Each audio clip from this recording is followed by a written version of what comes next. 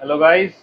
आज हम राधा जन्माष्टमी का उत्सव मना रहे हैं। और राधा जन्माष्टमी का उत्सव क्यों मनाया जाता है, क्या सारी चीज़ें इसके अंदर आपको करनी चाहिए और हम कैसे इस उत्सव को मना रहे हैं, हमारी लाली कैसी लग रही हैं, हमारी किशोरी जी कैसी लग रही हैं, हमारी लाली कैसी लग रही हैं, वो भी आपको दिखाएंगे। किस तरीके से आपको व्रत रखना है वो सारी चीज़ें मैं आपको बताऊंगा। थोड़ा लेट हो गया वीडियो बनाने में, लेकिन ज़रूर आप इस चैनल पे बने रहें। राधे राधे। आज हम बैठे हैं राधा जन्मोत्सव मनाने के लिए। मैं राहुल स्वागत करता हूं आपका अपने चैनल चलो हरि दर्शन में। चलो हरि दर्शन चैनल इसलिए बनाया गया था कि आपको अपने हिंदू धर्म के रीति रिवाज, अपने हिंदू धर्म के स्थानों के बारे में आपको जानकारी मिलती रहे। और अगर आप इस तरीके की जानकारी लेने में उत्सुक रहते हैं, इंटरेस्टेड रहते हैं, तो आप इस चैनल को लाइक करें, सब्सक्राइब करें और बेल आइकन दबाएं, जिससे आपको आने वाली वीडियोस के अपडेट मिलते रहेंगे। आइए शुरू करते हैं आज के जन्मोत्सव से, जो राधा जन्मोत्सव है। ये जो महीना चल रहा है ये भाद्रपद, हमें भादो भी इसे बोला जाता है। इस भादो के महीने में दो जन्माष्टमी आती हैं।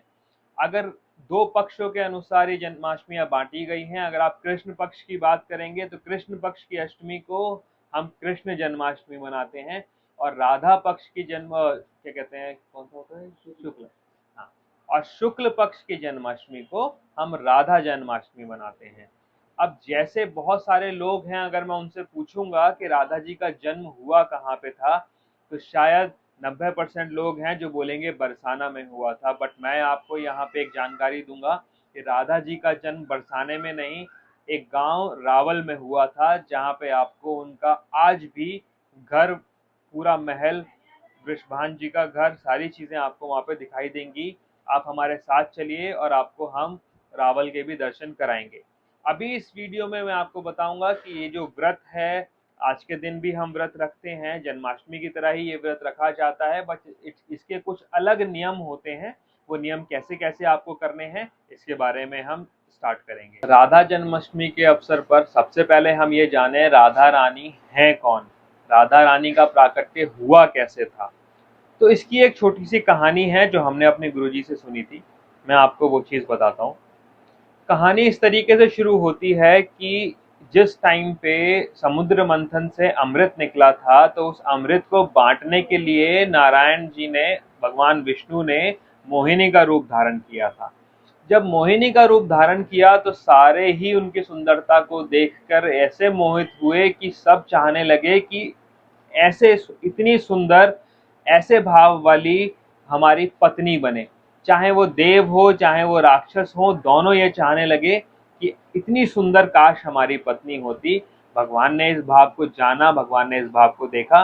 बट वहां पे एक देव थे जिनको हम सूर्य देव कहते हैं। सूर्य देव के मन का भाव था कि काश इतनी सुंदर मेरी पुत्री होती।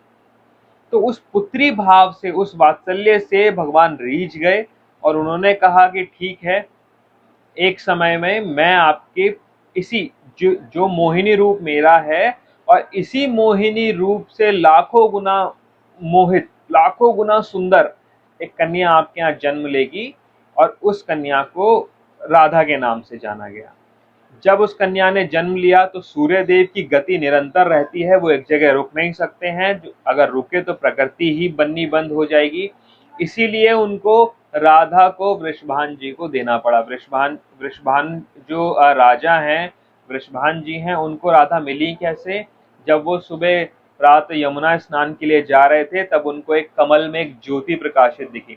वो इतना तेज उनको दिखा कि उन्होंने कहा कि इतना तेज आ कहाँ से रहा है। जब उन्होंने पास जाके देखा तो वहां उन्होंने राधा जी को पाया। फिर राधा जी को वो अपने साथ घर ले आए। इस तरीके से ये राधा प्राकट्य की कहानी है। अब आज के दिन हम जब राधा जन्मोत्सव मनाते हैं, ये वही दिन है जिस दिन वृषभानु जी को राधा रानी मिली थी, शुक्ल पक्ष की अष्टमी। अब शुरू करते हैं राधा जन्माष्टमी के व्रत की महिमा को। ब्रह्मा जी ने पद्म पुराण में जो नारद जी को महिमा बताई है वो मैं आपको बताता हूँ। अगर कोई इंसान गलती से भी राधा जन्माष्टमी का व्रत रख लेता है तो उसे कृष्ण जी खुद बैकुंठ धाम लेके जाते हैं और उसको, पूरे परिवार को गोलोक में स्थान मिलता है। अब इसकी महिमा इस तरीके से है कि अगर हमारी राधा रानी इतनी करुणामयी है, इतनी करुणामयी है कि अगर आप भूले से भी इस व्रत को कर लेते हो, तो भूले से इस व्रत को करने से आपको 1000 निर्जला एकादशी व्रत करने का मान प्राप्त होगा। 1000 एकादशी व्रत जब आप करोगे, उसका मान आपको एक राधा अष्टमी के व्रत से प्राप्त होगा। अगर आप राधा अष्टमी व्रत करते हैं, आपको 1000 गौदान का लाभ प्राप्त होगा, मान मिलेगा आपको उनका। हमारी राधा रानी इतना करुणामयी है कि गलती से करने पर ही, वो गलती से ही इतना रीत जाती हैं। हमारे गुरुजी ने एक श्लोक सुनाया था, एक पद है जिसमें वो कहते हैं कि अवगुण करे समुद्र सम, गलत ना अपनो जान, राई के सम भजन को मानत मेरु समान। कि अगर आप अवगुण करते रहो, समुद्र बराबर अवगुण आपने किए, राधा रानी उसको एकदम नकार देंगे कि नहीं, ऐसा है ही नहीं। और अगर आप राई सम भजन कर लो, तो वो उसी से इतनी खुश हो जाएंगी कि सुमेरु पर्वत जितना उसको मान के और उसी से रीझ जाएंगी। ये चीज़ ऐसी है हमारे राधा रानी। अब राधा रानी का व्रत कैसे करना चाहिए? राधा रानी का व्रत कृष्ण जन्माष्टमी की तरह नहीं होता है, थोड़ा सा परिवर्तन है। कृष्ण जन्माष्टमी हम रात को 12 बजे कृष्ण जी का प्राकट्य मनाते हैं, बट राधा जन्माष्टमी में राधा जी का जो प्राकट्य मनाया जाता है वो दोपहर में 12 बजे मनाया जाता है।